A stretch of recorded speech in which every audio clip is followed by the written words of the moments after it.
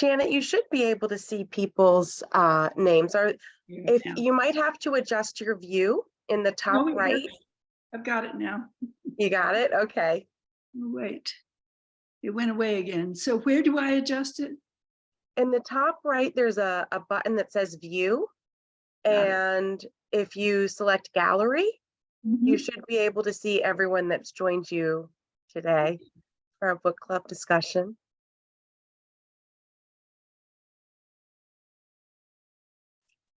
Is everyone just about in, Kate? Should I? Yeah, go ahead and get started with the introductions, and I'll keep letting people in as they join. Okay, well, welcome everyone, and thank you for joining us for today's book club session hosted by literary author and Pearson author, Janet Burroway. We're really excited to be talking about Jane Austen's Mansfield Park. To cover just a few logistical items before we get started, we are recording the session. If you don't wish to be recorded, then feel free to keep your webcam off. We do also ask that you keep your microphones muted, unless, of course, you would like to speak up and join in the discussions. Captions have been enabled so that you can turn them on and off if you'd like to, using the Zoom control panel at the bottom of your screen. And the chat function is on, so we do encourage you to use this as well. Janet Burroway is going to be kicking us off with a brief discussion to start, but we would love to have you all participate. You can do that using the chat, or if you're comfortable speaking up, feel free to either visually raise your hand or use the chat function to raise your hand as well. And so with that, I would love to introduce our host for today, Janet Burroway. Yes. I'm sorry. My face fills the whole screen, and I don't know how to see the rest of you. Oh, goodness, Janet. You know what? I believe we may have done that just so that we can spotlight you and everyone can see your face. I'm guessing that's what Kate did. Yeah, Is that but you okay, can, or would you prefer click that, you can click that view button in the top right corner again and select gallery view again, and it will change that for your personal Thank you. screen. Of course. Okay. Okay. So Janet, I do want to introduce you for anyone that doesn't already know who you are. Janet Burroway is the author of plays, poetry, children's books, including one of my favorites as a child, The Giant Jam Sandwich, and 9 novels, including The Buzzards, Raw Silk, Opening Nights, Cutting Stone, all on the list of notable books from the New York Times Book Review. Her latest title from Pearson, which is now in its 5th edition, is Imaginative Writing.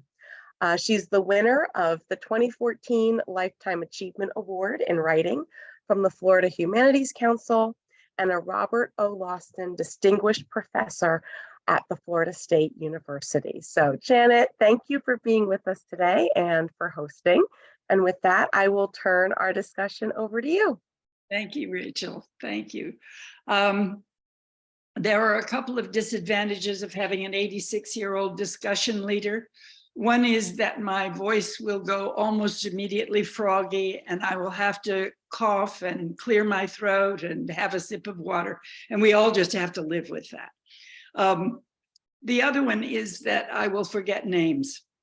I'll forget the names of the novel under discussion. I'll forget the names of the writers that I want to refer you to. And I certainly will forget your names if they're not on the screen, which at the moment they're not. So we have to live with that as well. If you want to make a comment or ask a question in the discussion period, well, I'll talk for a little while and then we'll open it up for discussion of this novel, but also anything that's on your mind, except politics. You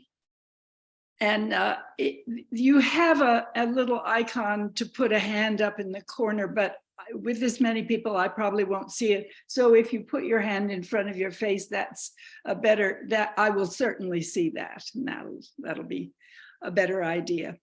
I want to start by asking you a few questions, and I cannot see everybody. I guess that's their choice, Rachel. That may be their choice, Janet, yes, since we're recording, but Okay. Kate and I will watch too, and we'll help spotlight people if they wanted to speak up. Okay. I want to ask you a few questions. How many of you are teachers? Okay. How many of you teach literature? And how many teach creative writing? Anybody?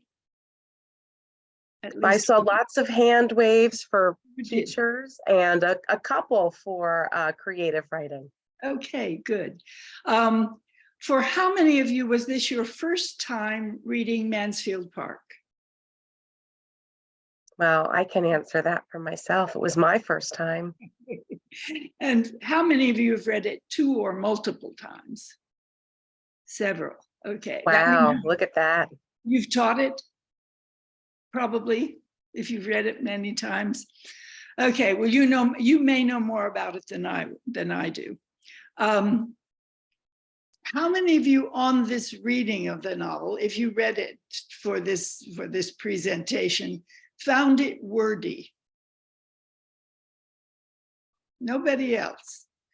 Okay, I certainly haven't read it for 30 or more years, because the last time I read it, I was working on an article for it for Critical Quarterly in England. And I certainly at that point did not find Jane Austen ever wordy. But this time, after reading modern novel after modern novel after modern novel, I felt that she told me what was happening, and then she took a long paragraph to tell me again. And I thought, of course, reading a novel was streaming to the 19th century. This is the way that you filled your leisure time and the entertainment that you had. And so it was, I'm sure we will find the same thing about our films and certainly our series in the future, that they're filling time a lot of the time. Mansfield Park presents a couple of problems, has presented a couple of problems to critics. One is that Fanny Price is not as attractive a heroine as Jane Austen usually gives us, because she's a wimp and a bit of a prig. And she's always principled and always right. And the other problem is so that she isn't as attractive as Jane Austen's other heroines. And the second problem is that this novel doesn't seem to be ironic in the same way that Jane Austen's novels are usually ironic. That is, the central character or situation of the situation or character of the central character is paradoxical, mixed up. You may have run into this. I have found it very helpful over the years. Tony Tanner, great 20th century critic, outlined 3 kinds of irony. He said there's the verbal irony, in which you say one thing and mean another. And Jane Austen is always using verbal irony. She's the master of verbal irony. And then there's dramatic irony, in which the audience or the reader knows more than the characters do. And that means that it raises the anticipation for the conclusion of whatever is going on. And the third is cosmic irony, which is a way of looking at the world that takes into account the anomalies and contradictions and paradoxes in which we live. So those 3 kinds of irony, she's always using the first. A novel almost invariably uses the second. And she's usually profoundly engaging the third, the cosmic irony. But she doesn't seem to be doing that, since Fanny is always right. So these 2 problems, the wimp and the irony, I'm going to deal with in order. First of all, that she is a little prig, and it's true, and we can't do anything about that. She can't do anything. She can't walk and gather flowers without feeling faint. She can't take a walk without having to sit on a bench and wait for 2 hours for the rest to come and rescue her. She cannot act. And when the young people in Mansfield Park decide to put on an amateur theatrical, and they say she must take a part, she is horrified, and she says, I cannot act. And the interior description goes on for a long time about how impossible it would be for her to act. Well, she means she can't be thrust out in the center of attention like that. But she also means that she can't pretend. But it also means that she can't act, that she does not really have the capacity to do.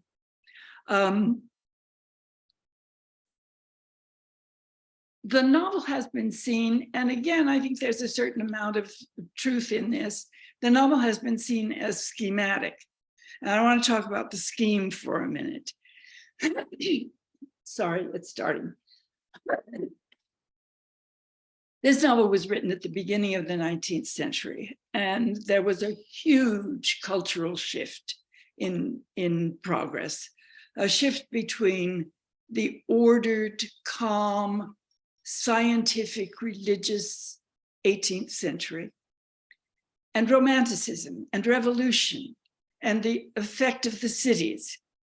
And that was as enormous a cultural shift as you might say between before and after the internet. Or maybe we're headed for another one with before and after AI. Certainly with before and after climate change. There's a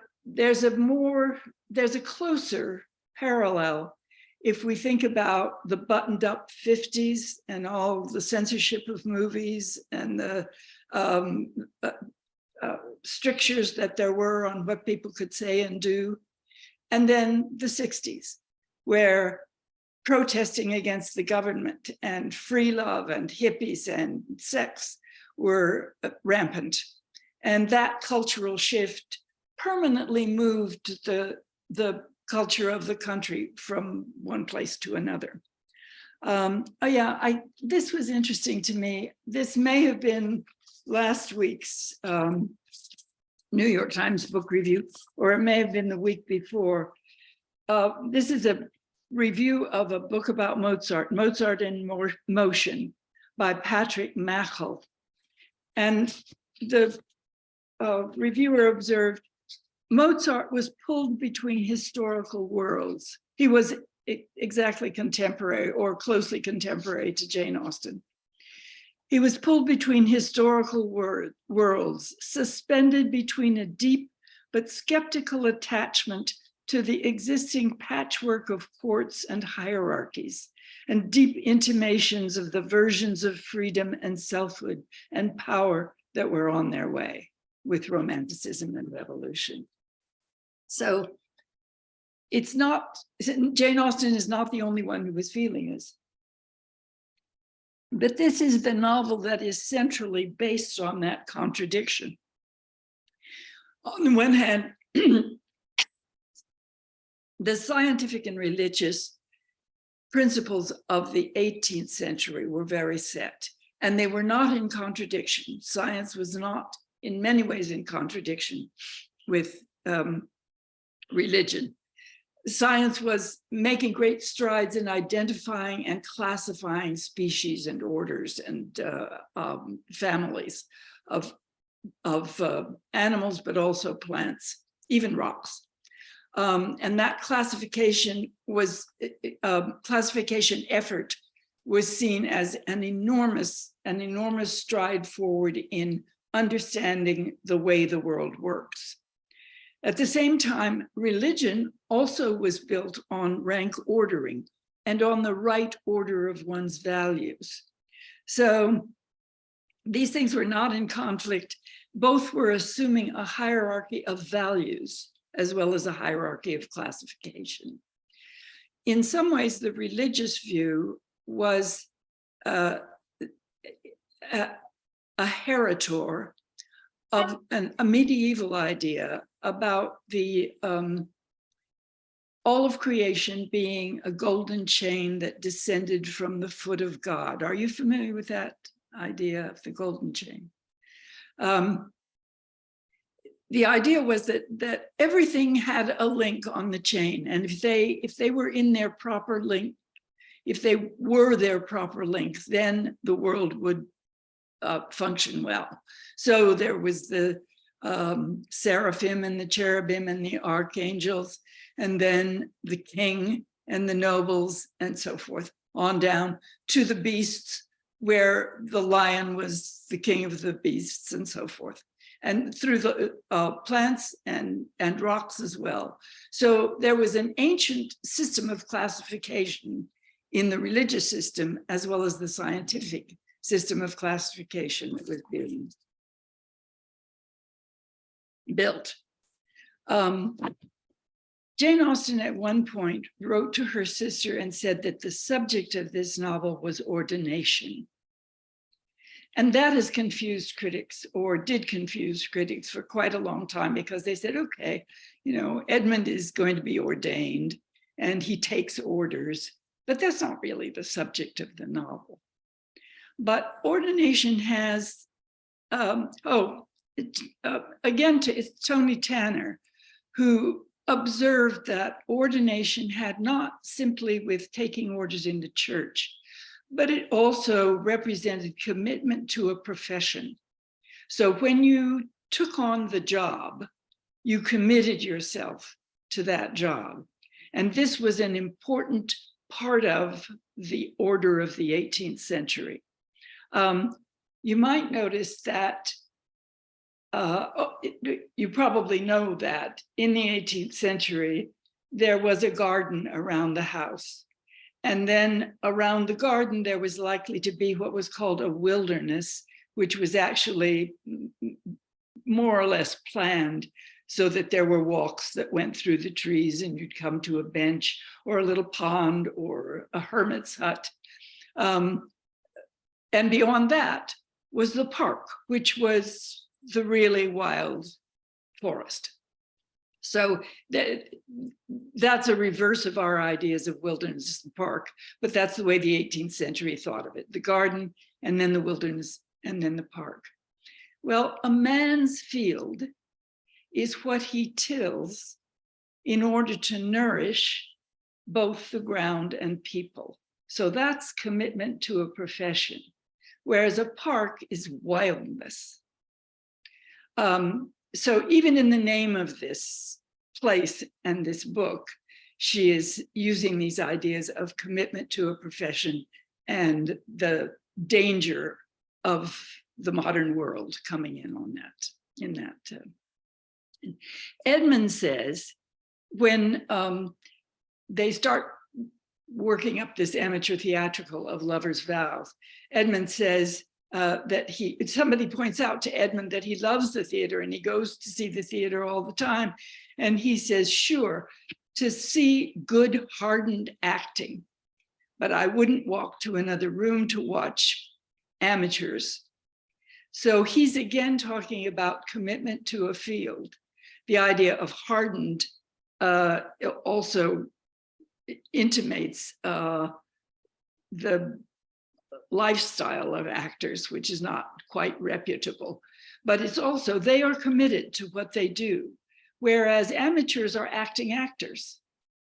And it's dangerous because it allows you to play around with another self, which of course is exactly what actors now say is important to them. Many of them say, it allows me to be many people, my profession.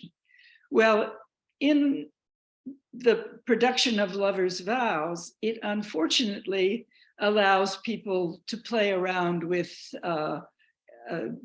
slightly off-color notions of who they are. And especially Henry and Maria pretend to be these characters in love, and they end up trapped in that situation. So the idea of ordination doesn't just refer to the ordaining of a minister. It also refers to the ordering of things, to putting things in order, creating order, putting things in right rank. You know the expression, put all things in their own peculiar place and know that order is the greatest grace. I'm sure that comes out of the 18th century.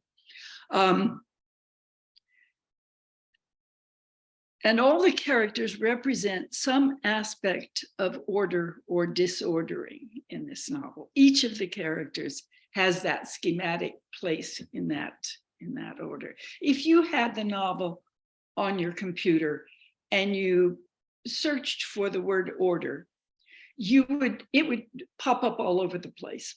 You would find that some people give orders. There can be disorder or subordinate or inordinate or ordination or ordained. Just every possible way of using that word within a word pops up all over the place.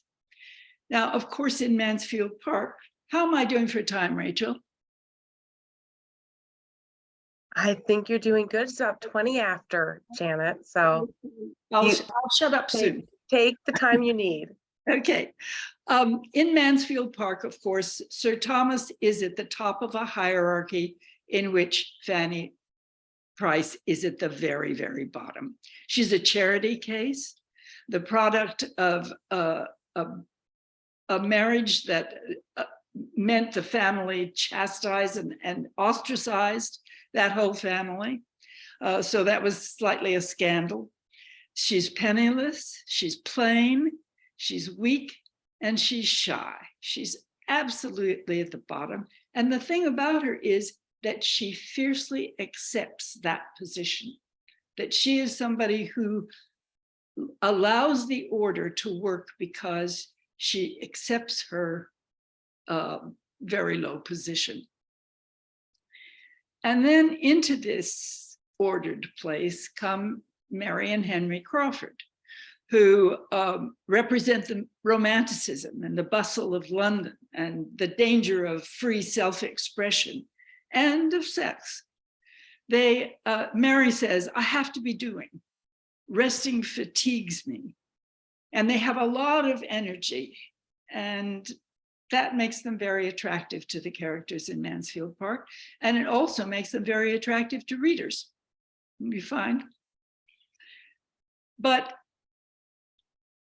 at the climax of the book, which comes very early, about 2/3 of the way through the book, Sir Thomas comes to Fanny and he presents her very happily. I mean, he feels wonderful. He's decided that he respects Fanny and he finds her pretty, which is very important in the hierarchy, of course. And he comes very happily to present her with a position that will elevate her out of this bottom rank into power and position and wealth that she could not ever possibly have dreamed that she would have. So it's a wonderful thing that he has to offer her. And she says, no, I won't. Now, to say no, I won't, in this situation represents ingratitude to him for all that he's done for her and all that he's doing for her now. And it also represents a violence. To do that from the bottom of the pile to the top of the pile and absolutely refuse is a violent thing to do in her situation. She can't say why she distrusts Henry without impugning Maria.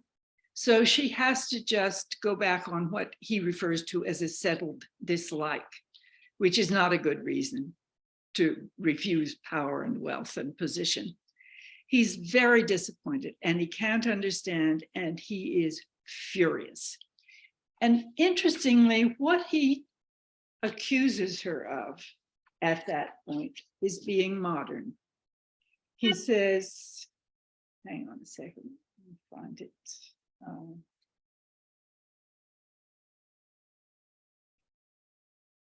Sorry. Oh, yes. I had thought you peculiarly free from willfulness of temper, self-conceit, and every tendency to that independence of spirit which prevails so much in modern days, even in young women, and which in young women is offensive and disgusting beyond all common offense. But you have now shown me that you can be willful and perverse, that you can and will decide for yourself without any consideration or deference for those who have surely some right to guide you, without even asking their advice. You have shown yourself very, very different from anything that I had imagined. And those accusations are exactly what the 18th century would throw at Mary Crawford for being modern. And then there's also, this is quickly followed by Mrs. Norris. Oh yes, at that point he specifically accuses her of ingratitude as well. But I may not be able to find this. Yes, here it is. I did. Aunt Norris, who is the absolute arch villain of this novel, she represents pointless activity. She is the one who is always bustling. Bustle is her word, and it's the worst word in the novel. She says, there is something about Fanny. I have often observed it before. She likes to go her own way to work. She does not like to be dictated to. She takes her own independent walk whenever she can. She certainly has a little spirit of secrecy and independent nonsense about her, which I would advise her to get the better of. As a general reflection on Fanny, Sir Thomas thought nothing could be more unjust, though he had been so lately expressing the same sentiments himself.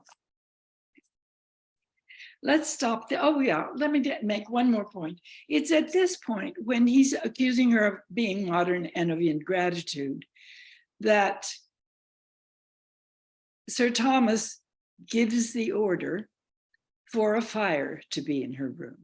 And he kind of talks away how mean that was of Aunt Norris to forbid her a fire by saying that she was preparing you for the future that seemed to be your lot.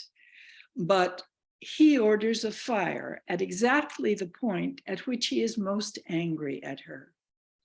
And I think that this is the moment where Fanny is ordained. I believe this is literally Jane Austen's point, that she becomes a member of the family because she realizes that you have to fight for order with obstinacy and passion. And that's what she's done. Let's stop there and you teach me about the novel, or ask any question that you like, including any question about anything, you know, except politics, teaching or writing or whatever. Have you got questions in the chat? I do find them. No questions yet, Janet, although there was a comment earlier in relation to what you were saying earlier in the conversation about how wordy it was. I do see it. I find it harder and harder to say what wordy means without a context. I agree. It's a sloppy word for me to have used. What I do mean in the context is that Jane Austen seems to have made her point. Frequently seems to have made her point, and we understand what she's talking about. And then she goes with interiority into the mind of Fanny to tell us in several different ways how it is that Fanny feels, which we already got. I belong to a word club in the condo building I belong to in Chicago.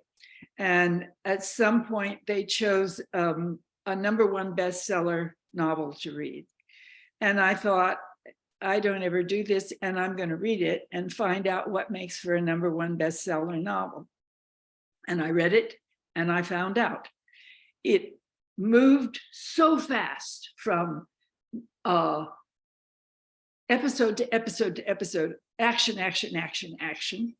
It was well researched and not badly written, but it just skimmed over the top of things. And it also set the attitudes of all the characters. So there was no need to talk about the anomalies and paradoxes in a character's life. Every time you came to one of these incidents, you knew how the character would behave. And I thought that is comforting. It is discomforting when we run up against cosmic irony in a novelist. And it does take explanation and interiority. And I guess I've said all that I can say in defense of that word. You see that word? Someone says I felt the same way. In other words, was there a purpose for the words? Well, again, it's true. The context is, what's the purpose? And if the purpose is to entertain and fill the spare hours of someone, then I suppose the purpose was the same as I get in watching The Lincoln Lawyer. Sometimes Austen's extra words are covering things that can't be said directly with the same nuances, I think. That's a good comment. Yeah. The extra words are covering things that can't be said. There are certainly a lot of things, obviously, that can't be said and that have to be intimated in some way. And maybe the words are a way of getting at the subtlety of that. And then there's a question: to what degree is Fanny a prig versus just acutely aware of her subordinate status and much greater condemnation she would face for even a small misstep? Absolutely. This is a question of context, that in her position, what she's doing is exactly what she ought to do, which is in a way what the book is charged with when they say that she's always right. It's to readers of the others of Jane Austen's novels, probably for a good part of the 20th century, that this made her not an interesting heroine because she so totally accepted that subservient role. But as I read it, she does accept her subservient role until the moment that it crosses her principles. And then her principles are stronger. And in that respect, I think the irony of this novel is the counterpart of Persuasion, where Anne Elliot does the right thing by following the wrong advice, because it's a trusted aunt who gives her the wrong advice. And so she, again, has maintained the right order of things.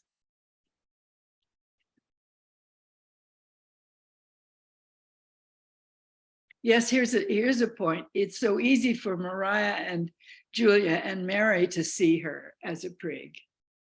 Yes. And at first Henry. And many, many readers in the 20th century.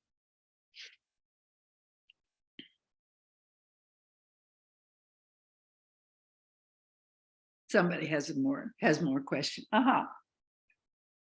Let's see. Here's a comment. I thought your idea about Fanny not being able to pretend interesting, that she has an aversion to the improvements discussed for Southington. That's right. And which Henry describes his friend has done, I guess, seems to stem from this unwillingness to pretend. The improvements of the day were a way of pretending in the natural world. That's excellent. Does this also fit somehow with the idea of order and disorder? Interestingly, I think, now that I think about it, because the wilderness, the idea of the wilderness was to create a disorder, which was a fiction. It wasn't really a disorder. It was an ordered disorder. Could Fanny save Henry and Maria if she had married him? What do you think about that? Could she have saved him? I think she wouldn't have been happy if she did it. Oh, that's certainly true. Yeah. Yes. Her only reason for doing it, knowing what she knows, is to obey the ultimate authority in her life. So that would have been the ultimate acceptance of her low position. I was so glad that she didn't see it as her mission to save him. Yes, yes. Interestingly put, because the trap of thinking that you can save someone when you cannot is a very modern problem, isn't it? In marriages, in families, so forth.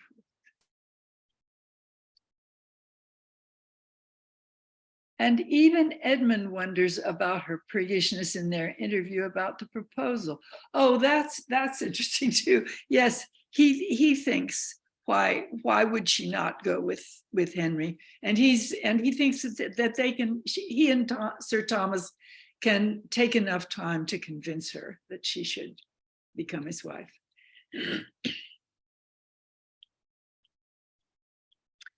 I've found my students changing responses to Fanny over nearly 2 decades. Interesting, fascinating. In the Twilight era,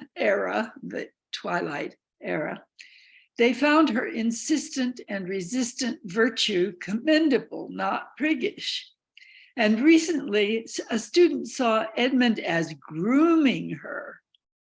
Fanny is a character very receptive to people folding in the concerns of the time into their approaches to her. True.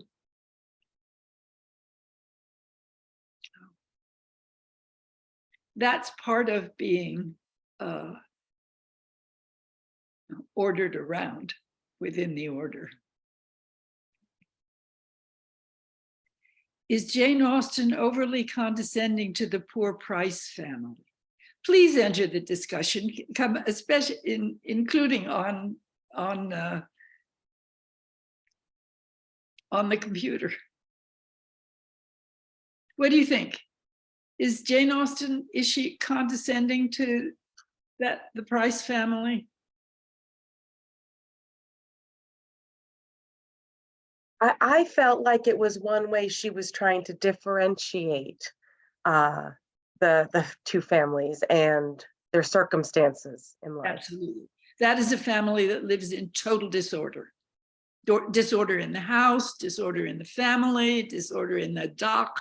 It's just the absolute opposite. It shows you the virtues of the 18th century by contrast by now. From a modern perspective, and I think the question comes from a modern perspective, of course, when you find the poor are disordered, it is condescending to them. They live as they can live, you know. I'm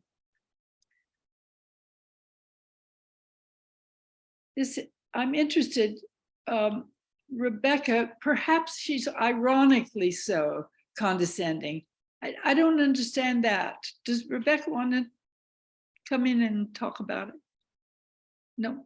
Okay.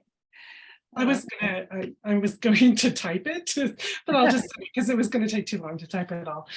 I think, and you mentioned it, that Fanny is at the bottom and she sees herself as only worthy of that bottom rung.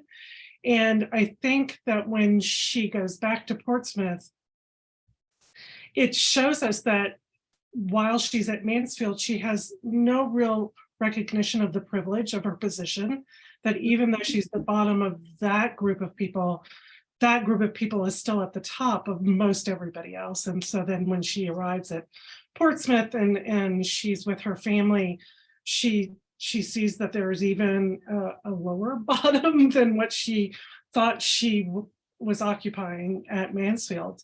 And I think it's ironic rather than condescending, in that Austen herself is showing that Fanny is in many ways condescending, but Austen is saying, but that's not a good thing that she is, by bringing her into that place and showing her that she's not recognized her own privilege. Yes, and that she is and she takes her sister back to save her.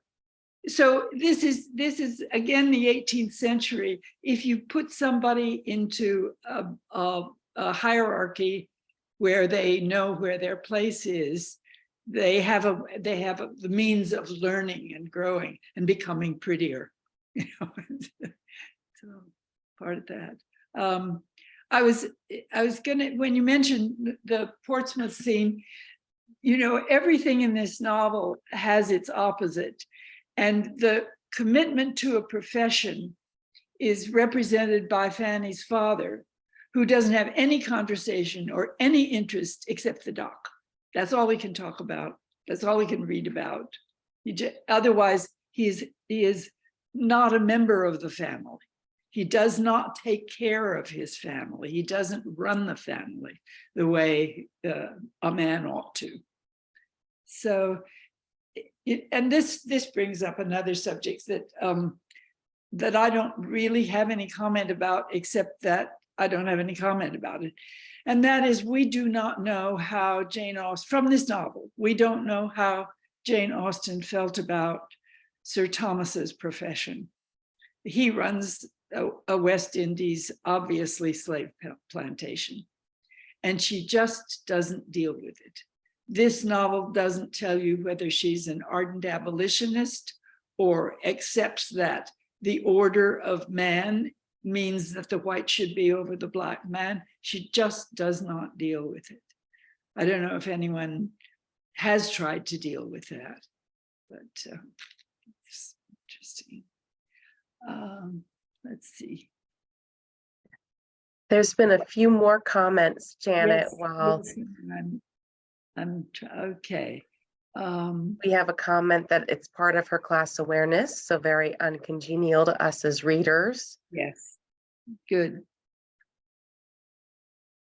Yes, her class awareness is an acceptance of class. I agree with Margaret Christian. The world of Austen's novels is small, but what we love about it is the reality with which she imbued her narratives and characters. Austen is depicting reality as she saw it, not necessarily judging the prices, unless she is judging Fanny's mother, who broke with her family's wishes when she married Fanny's father. Well, of course, she did disorder the family by doing that. It's true. It's important, too, that Austen takes pains to show Fanny's surprise at the size of the Price home. Yes, I don't know how I feel about, is that condescension, or is it simply inevitable that if you've lived in a great mansion for many years and you come home to a two-bedroom condo, you know, you are very aware of how cramped everybody is. Another thing that my students respond to, how home looks different when you've been at college, even with most of them living at or near home and commuting. Yes, the cliche of the 50s when I was in college was, I saw my mother as a person for the first time. Do you still hear that cliche? Maybe. But I remember going home with the absolute, the breadth of my knowledge to accept her as a person and to speak with her about real things. And I said to her, it must have been so hard for you to have had a chubby, straight-haired daughter. And she said, oh, it was terrible. It was terrible. So that was the end of my seeing my mother as a person. Edward Said famously condemned the novel for not attacking slavery. My reaction, as I say, I have nothing to say about it. I can't tell from this novel anything about how Austen feels about that. Since it is so, I mean, I may be avoiding the issue because since she is so enamored of the idea of ordination, it may bode ill for what we ultimately. She may have felt that white people should be in a position of power over Black people. I don't know. Has anyone pursued this idea anywhere?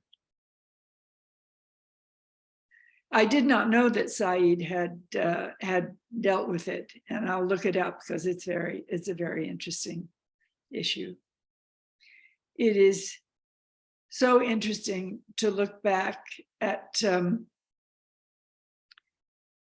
the novels of the 18th and 19th century and see how many things we would not say today and would not be allowed to say today, would be ostracized for saying today. I'm interested in your writerly reading of Austen. As a teacher of both lit and creative nonfiction, I think that's an interesting layer, especially if we're thinking that way ourselves, not of the books as this fixed thing, but as something that another writer wrote. Oh yeah, it's impossible for me not to think that way. And part of that is just stealing. It's what can I learn from this that I can use as a writer, which is the way that you're supposed to read as a writer. From Jane Austen, I certainly learned to think about the two outside ironies, saying one thing and meaning another, and also dealing with the anomalies and paradoxes of life, which was absolutely the core of my education and the core of my thinking and the core of my writing. What I write about is anomaly, paradox, contradiction. And what I love about literature is that it is capacious enough to deal with that without offering any legislative solutions for those human characteristics. Some of you who are writers, what is your writerly reading? I suppose one was that I write long, and I know that I write long because I read so much Henry James and Joseph Conrad and Jane Austen and many others as an undergraduate and a graduate student, that it infected my writing. And what I need to do now is never to elaborate on this point. It's always carve it, chip away at it, take away from it. Which may be why I felt that there were too many words in this novel, at this reading. An interesting turn for Jane Austen's novels is that it has recently spawned a role-playing game called Good Society. It is described as a collaborative Regency role-playing game. Basically, you get to play a character in an Austen-styled imaginative world. I did not know that. I never heard of it. I'm fascinated. James Fitulo, do you want to tell us more about that? Can you, James? Have you played it? He's not. I have not played it, but I've watched, there's some videos and things on it that describe it. And what is the point of this game? What's the goal of it? Well, like most role-playing games, it's not like a regular board game where you have a win or Right. a loss or something like that, but rather everyone wins by the collaboration that they have Uh-huh. Uh-huh. and playing out their roles. And it's not an online video game. It's a board game, huh? Yeah, a role-playing game, it comes in a book form. Right? And I think there might be some additional components that might be out for it too, like cards that help get you in the roles of the characters or to help with certain actions you can play or whatnot. Do you think that represents an impulse, like fantasy writing, of a desire to return to a less vituperative time? It might, yes. It seems to me that the prevalence of vampires and zombies and what are the ones that bite you in the vampires, zombies, and there's one other, but the popularity of these television and movies represents a fear of where we are headed, toward self-destruction or toward destruction. And it may be that, and I've also felt that fantasy represents this desire to return to a more ordered time. So it might represent that. There's a comment on the Said analysis. When someone says Said's analysis of Austen is more nuanced, I suggest rereading of his chapter in Culture and Imperialism. I will do that. Thank you. Here's what I had handy as a summary of Said and some other responses, not wedded to it as a great article, but it was handy from teaching and introduces the convolution. Yes, werewolves, thank you. That was the other one. Thank you. There's another question I think we missed, Janet. Is Mary Crawford a truth teller despite her bluntness? It would be better if Edmund inherited the Bertram estate. That's true also, that Tom is a wastrel, a ne'er-do-well, and be better. Good.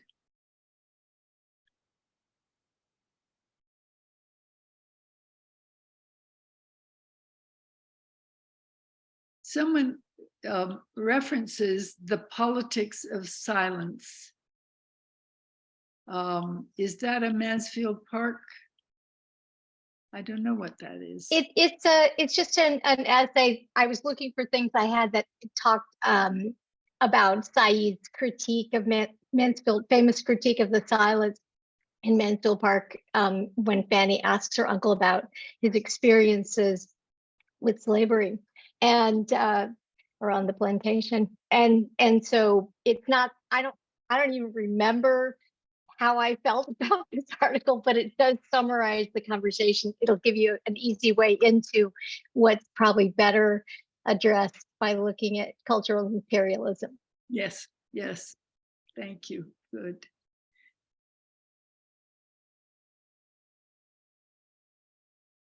Okay. Well, we have about 5 minutes left. Are there any other questions, comments, observations, things you'd like to ask Janet in general? Are there any writing questions you have for me? I'm easier with those.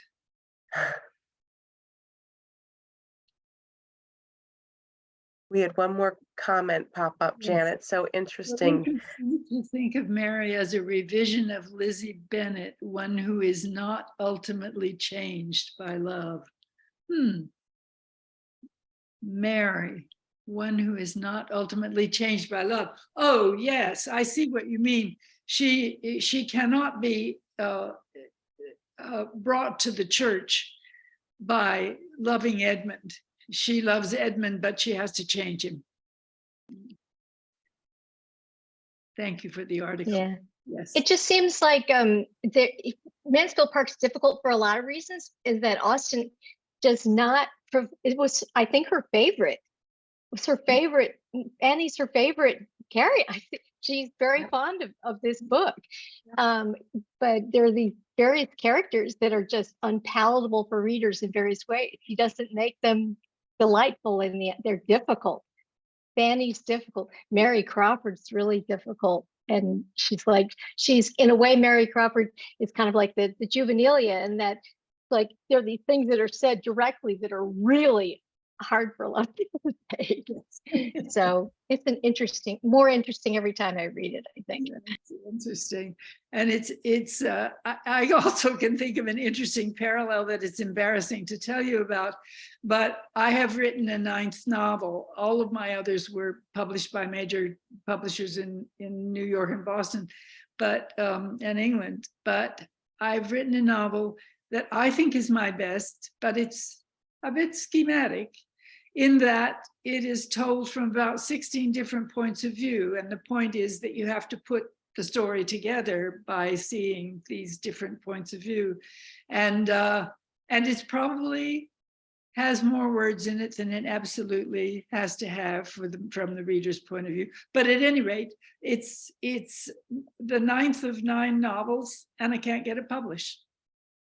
So, this is partly just the reality of the publishing world, which in my writing experience, from battering on the doors in the 50s to try to get published, through to the point that the corporations decided that they wanted publishing. I've never quite understood why they thought they wanted publishing, but publishing was run by, when I started, was run by nearly all male batch of people who really cared about literature, and if they could manage to make 3 to 5% a year, that felt fine to them. And so they continued to publish whatever they really admired. And at some point, maybe somebody decided in Warner or something that it was insulting to settle for 3 or 5% of profit, and bought them, and found out what books would sell a lot of copies. And those books turned out to be the ones that read fast, don't deal with too much contradiction, and make you feel good about the characters, like you know them. Thank you all for coming. I really appreciate your being here. And thank you for your comments. And I certainly will go after the Said article. And I'll echo Janet's thanks.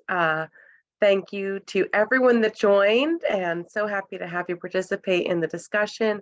And Janet, our many thanks to you. I'm so glad that we were able to read this together this summer and hear your thoughts on Mansfield Park. This has been just a really wonderful hour. Thank you. Thank you so much. Thanks, everyone.